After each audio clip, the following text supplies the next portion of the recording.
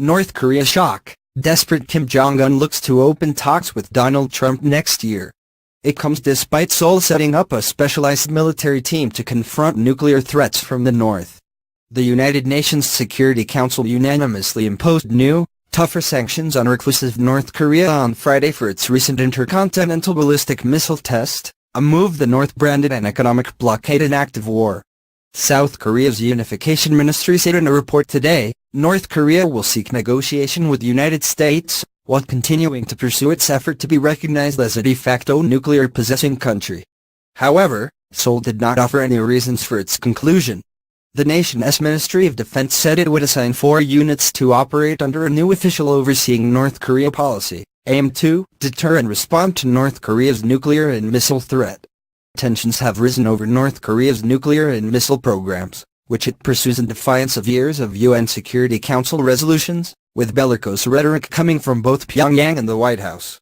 U.S. diplomats have made clear they are seeking a diplomatic solution, but President Donald Trump has derided talks as useless and said Pyongyang must commit to giving up its nuclear weapons before any talks can begin.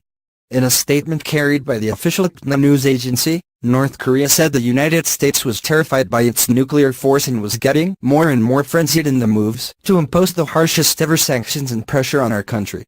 China, the North's lone major ally, and Russia both supported the latest UN sanctions, which seek to limit the North's access to refined petroleum products and crude oil and its earnings from workers abroad, while on Monday Chinese Foreign Ministry spokeswoman Hua Chunying called for all countries to ease tension.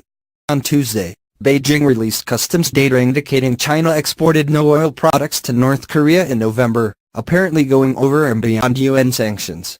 China, the main source of North Korea's fuel, did not export any gasoline, jet fuel, diesel or fuel oil to its neighbor last month, data from the General Administration of Customs showed. China also imported no iron ore, coal or lead from North Korea in November. In its 2018 forecast, South Korea's Unification ministry said it believed the North would eventually find ways to blunt the effects of the sanctions.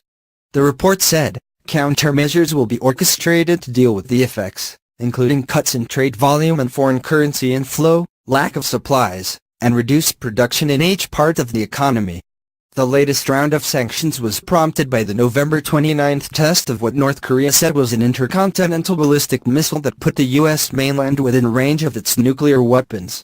The Jonggangilbo daily newspaper, citing an unnamed South Korean government official, reported on Tuesday that North Korea could also be preparing to launch a satellite into space. Experts have said such launches are likely aimed at further developing the North's ballistic missile technology, and as such would be prohibited under UN resolutions. The North Korean Rodongsinmun newspaper said on Monday, saying that peaceful space development is a legitimate right of a sovereign state. North Korea regularly threatens to destroy South Korea, the United States and Japan, and says its weapons are necessary to counter U.S. aggression.